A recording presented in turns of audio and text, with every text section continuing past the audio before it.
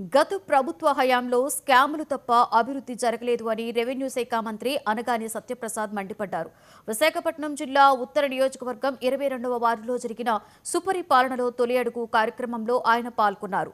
గ్రామస్తులకు కూటమి సంక్షేమం, అభివృద్ధిని వివరించి కూటమి పాలనపై ఆరా తీశారు. 5 ఏళ్లలో లిక్కర్, మైనింగ్, ల్యాండ్ మాఫియా మీద విచారణ జరిపి బాధ్యులను శిక్షిస్తామని హెచ్చరించారు.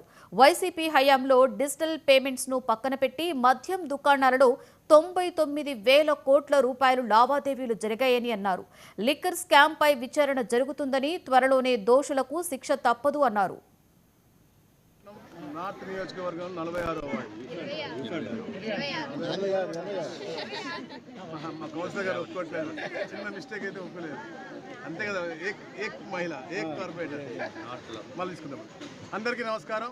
ఈరోజు విశాఖపట్నంలోని నార్త్ నియోజకవర్గం 26వ వార్డు మేడం శ్రావణి గారి యొక్క ఆధ్వర్యాన గౌరవ శాసనసభ్యులు మా విష్ణుకుమార్ రాజు గారి యొక్క చెప్పేసి మేము ఎలక్షన్కి వెళ్ళడం జరిగింది. దాని తర్వాత ఎప్పుడు ఊహించని విధంగా, ఎవరు ఊహించని విధంగా 93% మ్యాండేట్ మాకు ఇచ్చినటువంటి పరిస్థితి. మ్యాండేట్ ఇచ్చిన తర్వాత గమని ఇంట్లో కూర్చోవడం కాదు, తప్పకుండా క్షేత్రస్థాయిలో ప్రతి ఒక్క మనిషి